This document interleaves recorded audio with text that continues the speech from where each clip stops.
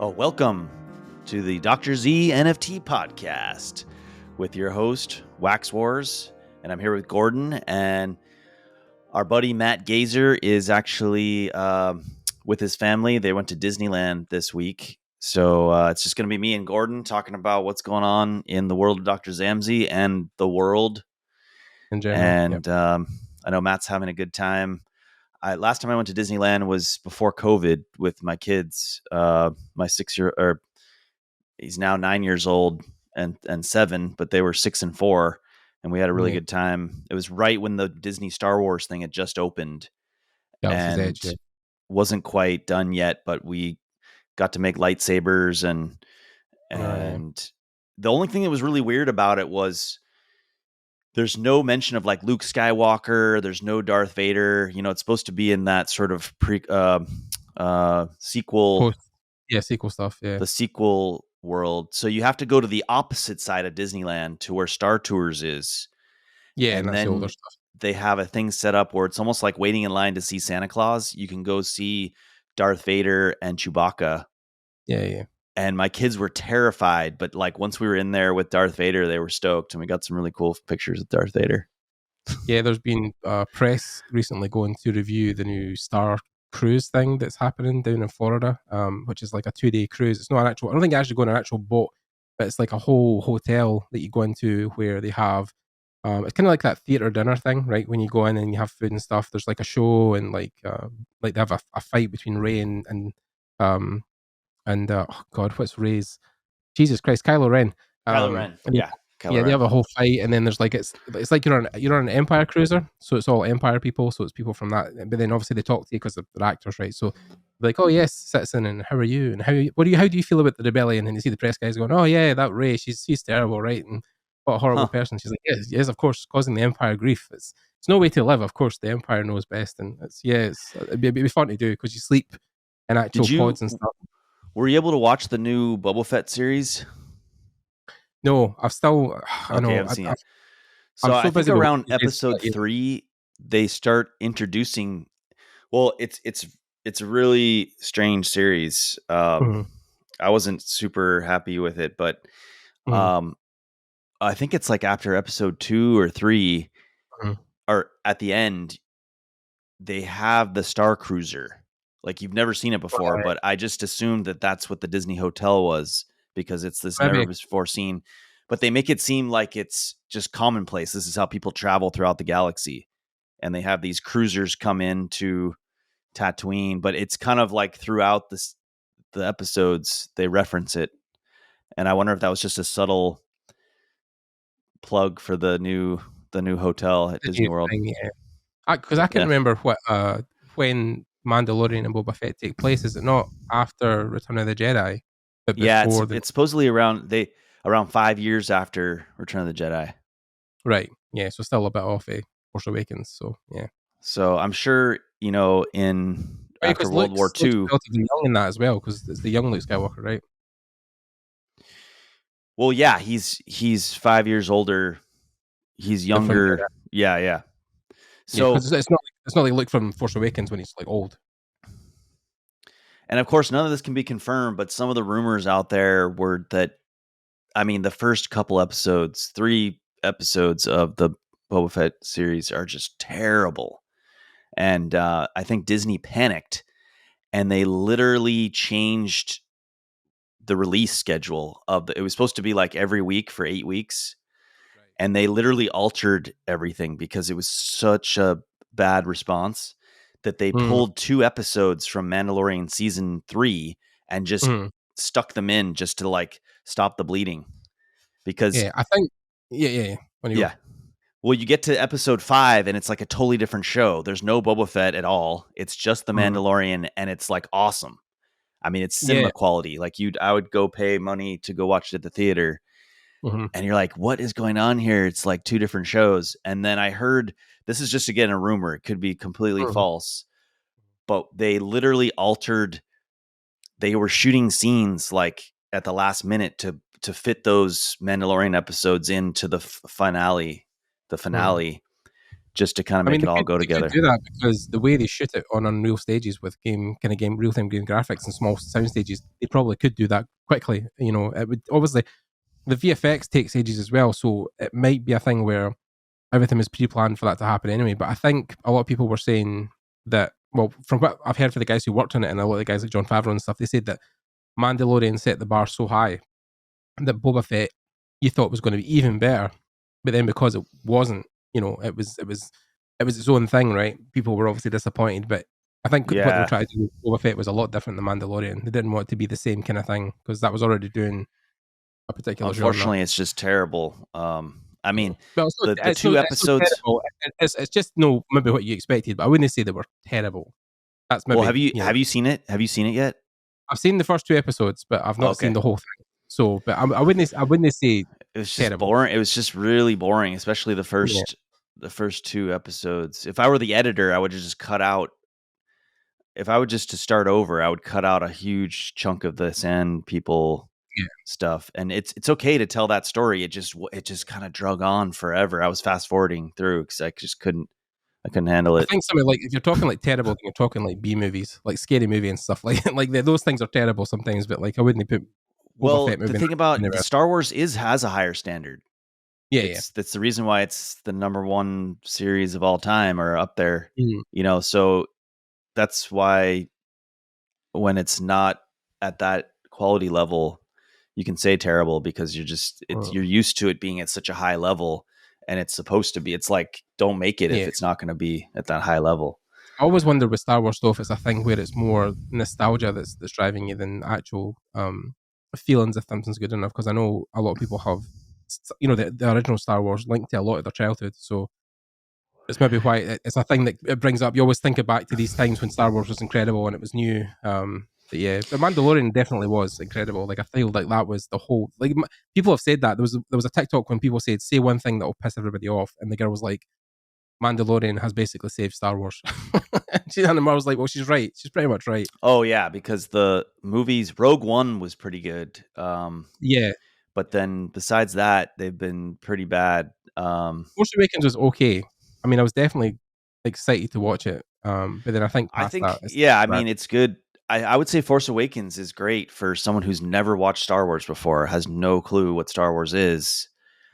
I feel that's kind of what they did. They didn't really care about the fans. They just sort of made stuff for people to bring new people into Star Wars that have never watched it before. And I mean, Force Awakens I think was good as well because one of the writers on it was one of the guys who wrote Empire.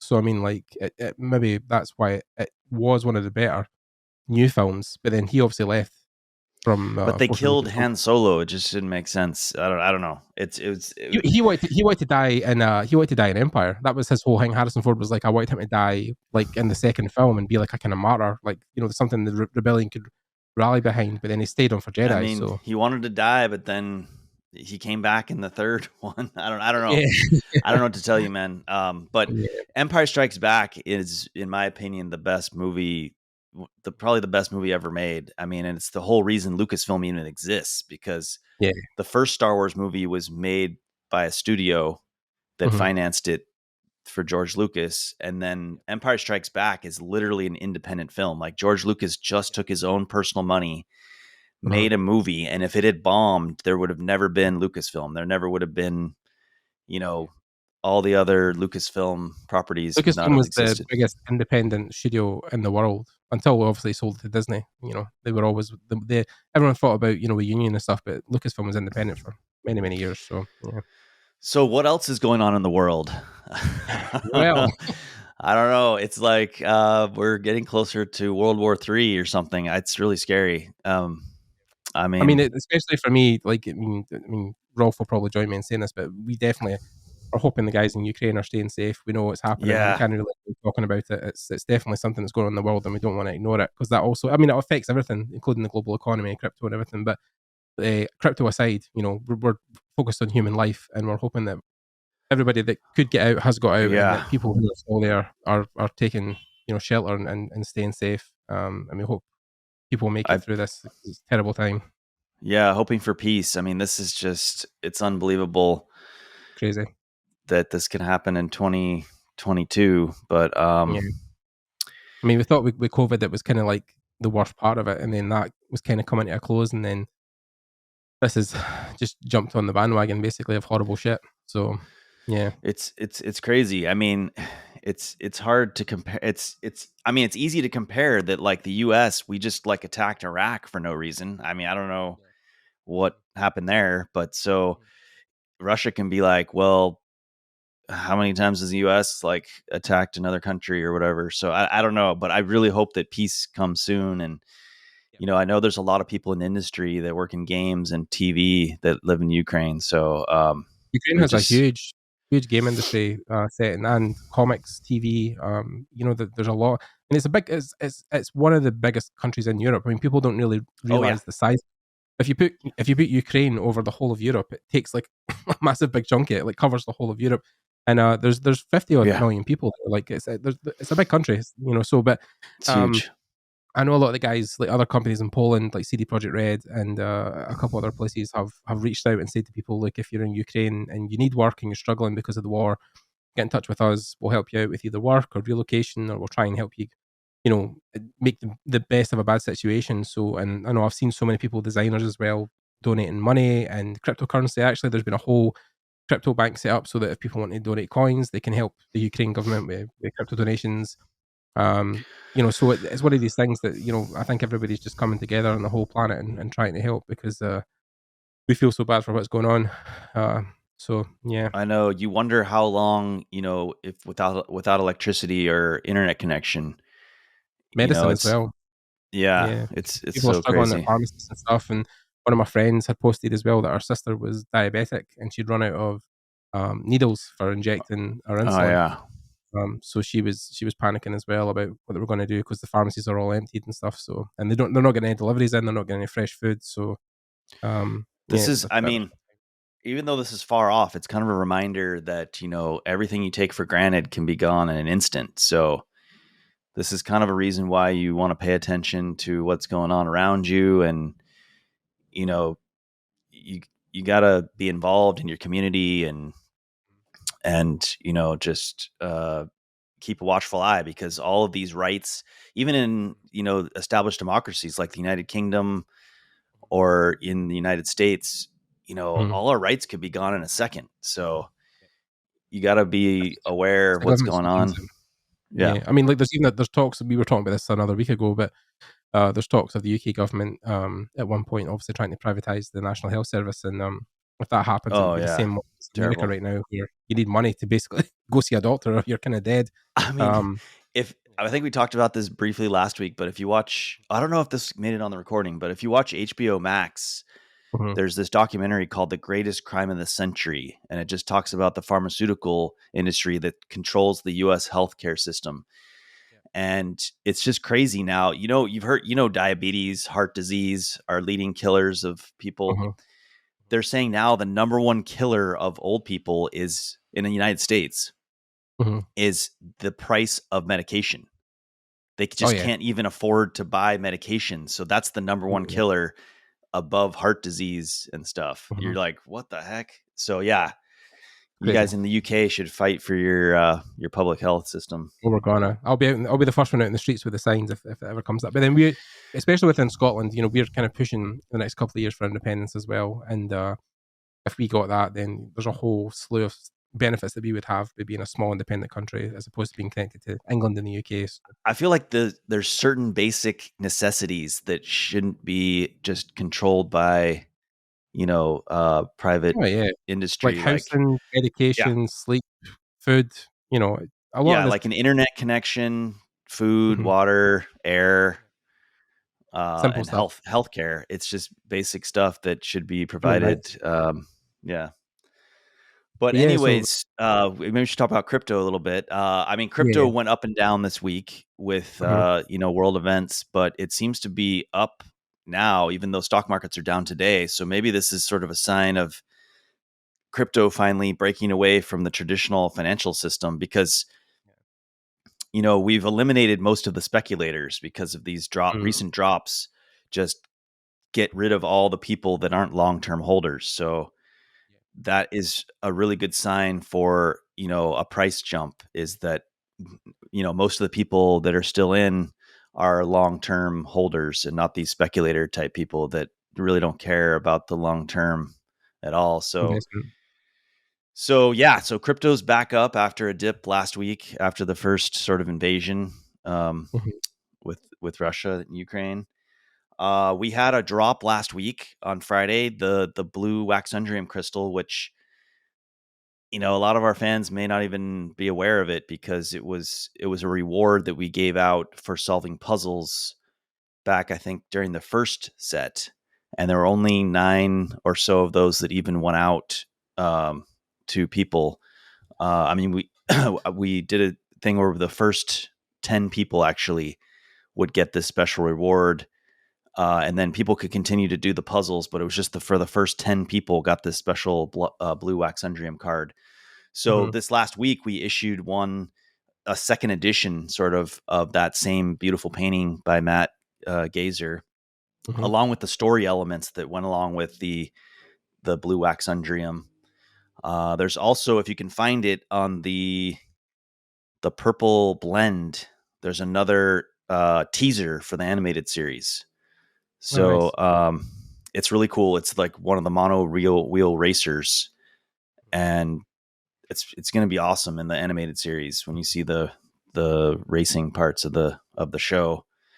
Oh, And we were nice. able to update. So just to give people an update on the animated series, we're really stoked. I mean, we have our full pitch deck ready to go, second revision, and the Matt Lyon is our writer, and he works for Lakeside Animation, and so and we're getting really close to starting on that. I mean, we have the scripts. The first script is all done, and then we have treatments for all the episodes. And actually, Matt Lyon had mentioned that he has a connection to a game studio in Canada that could possibly just finance the whole thing. They're just looking for IP, not necessarily looking for financing. Like they have a machine that of workers who are working, and they just need more content basically to work on. So they would finance that. So pretty exciting about. Don't forget about your boy though, Rolf. Well, no. I mean, the thing is, I mean, Gordon, you would be part of that whole thing as well. It's just, I Thank mean, God. yeah. So this is, I think, more for like, the 3D game, just to 'Cause have like a whole nother we have a few team. things we're working on anyway. Yeah, because we have the 2D game, plus we want to build a 3D adventure game, and then we have the animated season stuff. So there's Of a lot of course, pokers in this the is all just talk, but like if we were to integrate in with them, we would bring in our whole team yeah, of who's been working on the game so far and everything to, yeah. you know, uh, I mean, in the entertainment industry, people, get jobs with all different things. And so, I mean, Gordon, of course, you'd be one of the people working on that for sure.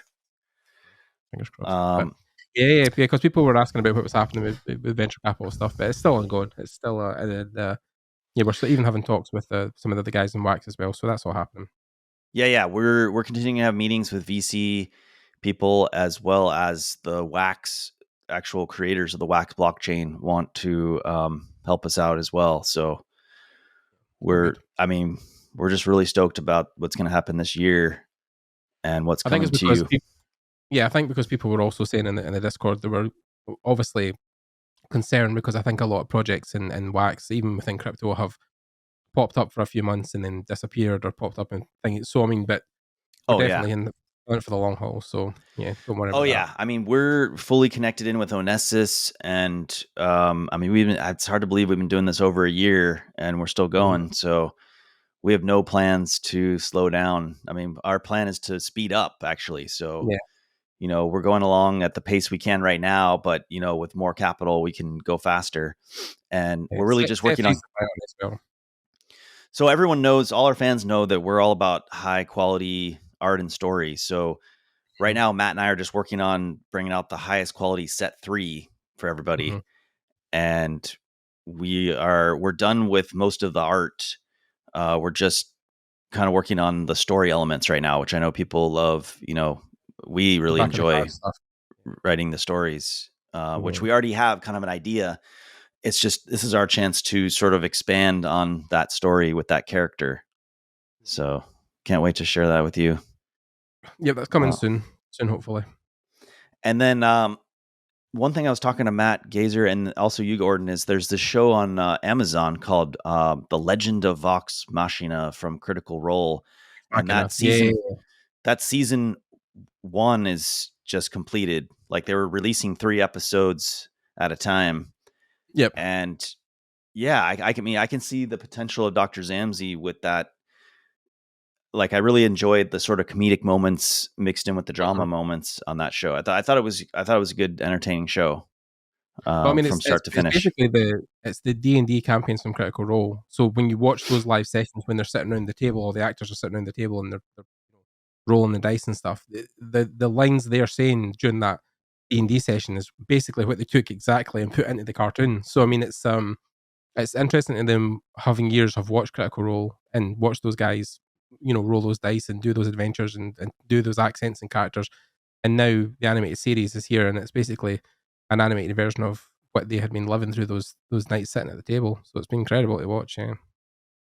Yeah, I was really entertained. I mean, I was not aware of Critical Role before this came out on Amazon. So, I mean, one of my son's birthdays is tomorrow, and we went to our local comic book shop to get some Pokemon cards. And I noticed that Critical Role just has all these die-cast models too, like of all these little characters you can buy to create a whole. I'm assuming that you can use those in sort of a mock-up of attacks and stuff. Yeah, I mean, you could do pretty much anything, but it's interesting to think that those characters started with the guys in the show, and then when they filled out their character sheets, literally a piece of paper, and they were like, "Oh, I'm going to have this orc guy, or I'm going to have this, tiny guy who picks locks, or this the female huntress bow and arrow person," and now their personas are on the screens. But then long before that cartoon came out, they had got professional artists to make renditions of the characters, so they always kind of had faces, and then because those artists then made those characters, what you had was a ton of people making fan art basically of all the characters in Critical Role and different situations. In fact, nice. one of my friends I went to university with, they actually went online and done a poster based on the Critical Role characters, and it was actually used by the Critical Role team at an event as a poster for a promotional release. So it's been super popular for a long, long time. I mean, that's how you get into stuff. I mean, how I got into NFTs was I was a fan and I was collecting NFTs, and then I decided to make NFTs. And so I feel like, if you want to get into the business, or you start out with fan art and you just decide one day, this is it, I'm doing this for the rest of my life. And, it's amazing how you just listen to the universe and it kind of takes you on a path to doing what you love to do. A lot of people now work at ILM or worked at Skywalker Ranch is because they were fans of Star Wars. Like Matt is a living proof. Like he Same. was a huge fan of Star Wars, and that was his goal, was to get into that company to work there because he loved that movie growing up. So it's the same with Critical Role now. It's inspired a whole generation of artists and designers and thinkers, and of course the people who worked in animated series. So yeah, it's fandom's a very powerful thing. Yeah, it's amazing that Matt fulfilled his dream of working at Lucasfilm. Yeah, that's everybody. I mean, I had the same sort of idea, but I didn't put in enough. I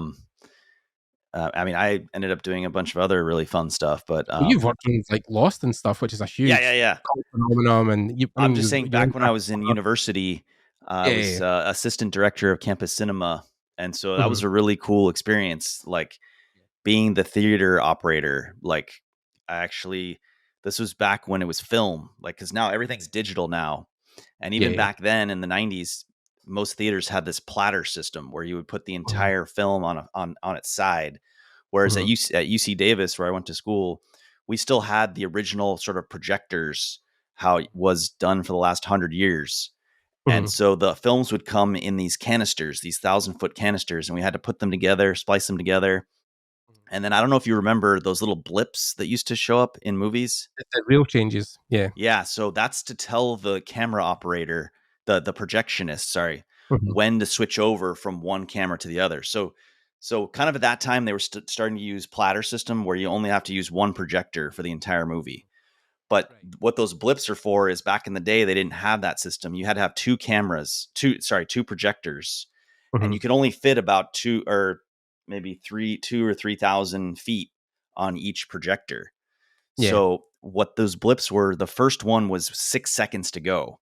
So that tells the projectionist you got to turn the motor on the next projector over. And then the second blip is with 1 second to go, and that's when you actually flip over to the other projector. Right.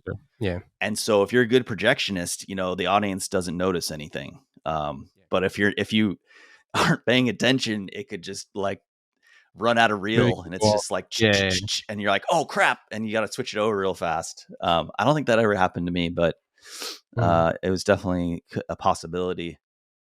But we had guys from the local cinema who lost their jobs when everyone went digital, basically, because they were projectionists, and the whole industry died overnight. Yeah. Oh well, I mean, we camped out.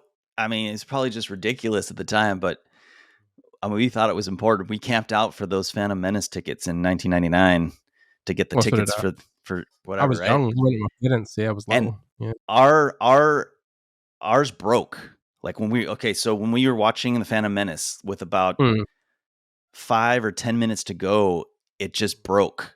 And everybody in the theater was like, what the heck's going on here? And they came out and said, we're so sorry. We can't fix it right now. And we all got a free ticket to come back and watch.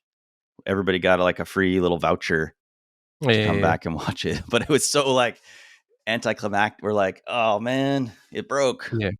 Jesus. Wow. Yeah. Back in the day. So. But no, so I think it's important though, like for anybody, I know like Ben Burt has mentioned before that he was a projectionist, I think of campus cinema when he was in school.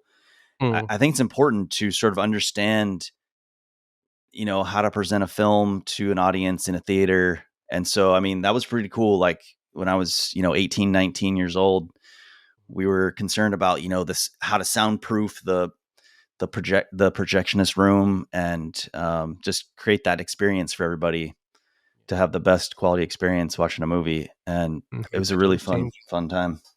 Yeah, which was fun with George Lucas because he was one of the first guys to really be shooting in all digital. When you look back at how the prequels were done, oh yeah, the sound stages were basically just minimum set and maximum blue screen. I mean, so yeah. Well, and I did a tour of. I'm trying to remember which one it was now in LA. A tour of a film studio. I don't think it wasn't Universal Studios. I can't remember which one, but we did a tour, and basically they talked about the differences between digital projection and film projection. And apparently, because film projection, the way it's done, it gives your brain a minute to relax because there's a break between each frame. And so they've done these studies where people who watch digital and there's no break, their whole body is like stressed out more compared to the traditional film. Oh yeah. Like if you're watching an actual film projection, it's actually a more relaxing experience just because of the engineering of it. So I remember some early films in the 90s. My mum talked about how some films were longer that you actually got a break in the middle. You used to be able to get up and go out. Oh yeah. Yeah, have a cigarette. I feel like the last movie that had an intermission was like either Dances with Wolves or Schindler's List. I remember they used to like have a break and you would go out and get some more popcorn and then come back. And the other thing they used to do too was movies that we were out for a while, you could go watch 2 for 1. They don't do that anymore either. Like they'd have any movie that'd been out for a while, you could just go pay the same price and go watch 2 movies. It's like a double. We have a pass system now. We have a card you pay every month. It's like $15 a month, and then you can just go to the cinema as much as you want, basically, as many times as you want. So, the things have changed.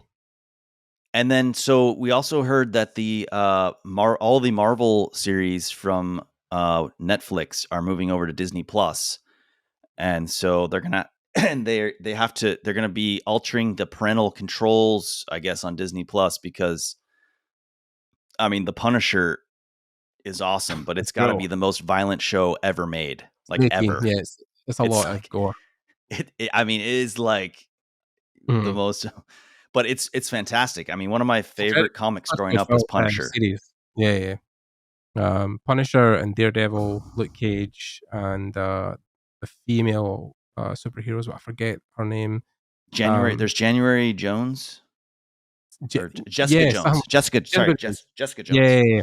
Jessica Yeah, Jones. because There's Iron there's a Fist, yep, Luke because there's a Cage, whole Daredevil. like there's a mini Avengers thing going on with them because like Iron Fist and Jessica Jones, Luke Cage, and Daredevil have like a thing, like a gathering like of they're like a team in some regards. Oh yeah. There is like a mini. There's a mini. I forgot what their name of their group is called, I but know they for did me as well. they did one where all the characters come together for like a mini episode thing. Yeah. Luke But Cage was man, brilliant. I really enjoyed that actually. Luke Cage was a really good series. I really enjoyed that. Daredevil also good, but I didn't get into the second season. Never watched Jessica Jones, and I never watched Iron Fist. I heard Iron Fist was terrible, but I never watched it. you know, I don't. Yeah, it's weird. Like some things people hate, I like. Some things I like. Yeah, People you hate. I like don't. people hate. I liked Iron Fist, but like so many people hated it. Like so many people Mm. hated it, but I don't know. I was into it. But the Punisher was. I mean, I've been a huge Punisher fan, and there's been terrible movies made of the Punisher, Yeah. like multiple Oh movies. yeah, Starting with Dolph Lundgren, I think in the 80s or that one with John early Travolta as well 90s. was a bad guy as The John well. And Travolta one, bad. They're all bad, yeah, but the Punisher TV series is like incredible. the It's a really good best. show. The TV show is just Yeah, 100%. fantastic. I mean, The guy who plays him, I love him as I can't remember the guy's name, but he's been in so many films I've watched. But he's a brilliant actor. I first saw him in The Accountant, the Ben Affleck film. Ben Affleck's like an assassin, but he has autism, and his brother's in it. His brother's played by the guy who plays Punisher.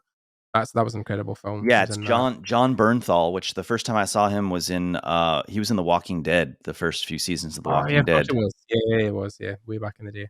Yeah, and Yeah, he I was mean, actually in my college roommate's movie. oh So cool. my college roommate made a movie that was in theaters called the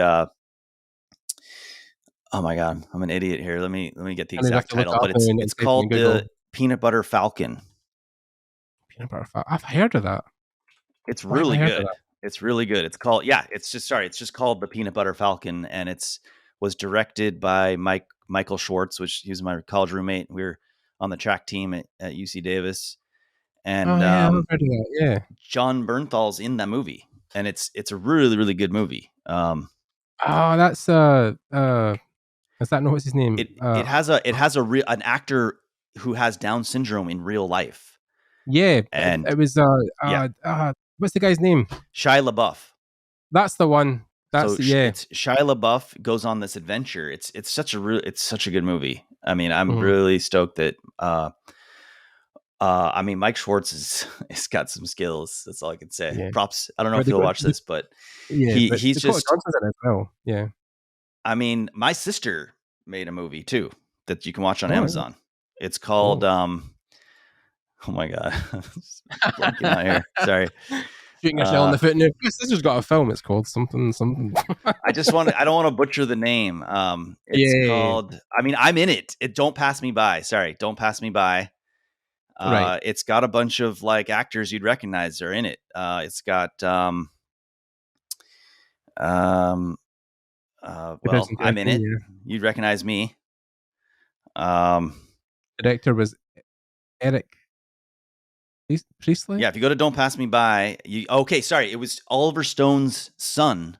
Sean Stone is the main character. So if you've heard of, everyone's heard of Oliver Stone, but they may not have heard of Sean Stone, his son. So he's the main character. And then we got C. Thomas Howell is in it, who is Pony Boy. We got Jake Busey. Keith David's in it, known for, I mean, he's been in so many movies, but one of my favorite movies is They Live. You know, he's one of the main guys in They Live. Jeremy London's in it from Mallrats. So my sister actually wrote and produced this movie. Nice. Like I was just shocked. You know, it's pretty cool. Don't Pass Me By, and then the Peanut Butter Falcon. So whether you come under an IMDb, do you use your actual name or do you have a stage name? I go by my middle name, Burton, Rolf Burton. So if you look up Rolf Burton, you'll see the stuff I've worked on. Never is limited on IMDb. Rolf's IMDb. So yeah. Yeah, if you put in on IMDb, put in Rolf Burton, Oh yeah, you'll got see you. my Okay. limited stuff that I've worked on. Under the Blood Red Sun. Yeah, I had a speaking part in that. Yeah. It's cool. I did that. Never watched it, but yeah. Don't Pass Me By. I'm the drug dealer in Don't Pass Me By. I'm this like, Ed? I guess Ed. Yeah, I'm just kind of like the crime boss, I would say. Nice. Maybe. And it was during when I was working on Pirates of the Caribbean, so I have my beard. Like I look different. Like I got my beard, and I'm trying to be all tough in it. So can't grow a beard. That's the one thing I can't do. It's funny. Beard, so. Yeah. But anyways, back to the Punisher, John Bernthal. Oh my gosh, I hope moving it to Disney Plus means they're going to make another episode. And I mean, you said you didn't watch the second season of Daredevil, but that's when it's like 75% with the Punisher. So I would say the first season of Punisher is actually the second season of Daredevil. Yeah, because the second season Daredevil also introduced Kingpin again back into the MCU. So there's two seasons of Punisher, but really there's three, because the second season of Daredevil is like all Punisher with the Daredevil. Yeah. There's a whole, like, even with it, the one of the things that only bugged me about Punisher being R-rated, which wasn't really a bug thing, is that so the new Batman film's coming out, and the early reviews are like looking stellar. Like everybody's giving it like huge scores, saying it's one of the best Batman films ever. But then I never knew that the new Batman film is PG-13. I was like, oh, really? Like they have to, though. They can't. You don't make as much money if it's R. Yeah, I know. There'll probably be an R-rated version that comes out on streaming services, maybe. I would hope so. Yeah, but everybody's saying Pattinson's Batman is incredible. Like the Riddler, the Catwoman, like every character in that film is stellar. And a lot of people have actually said it's very like a horror film. But I'm saying to myself, that's really what Batman is. If you've read a lot of the early comics, including Year One and Hush and The Long Night, like they're all horrors basically.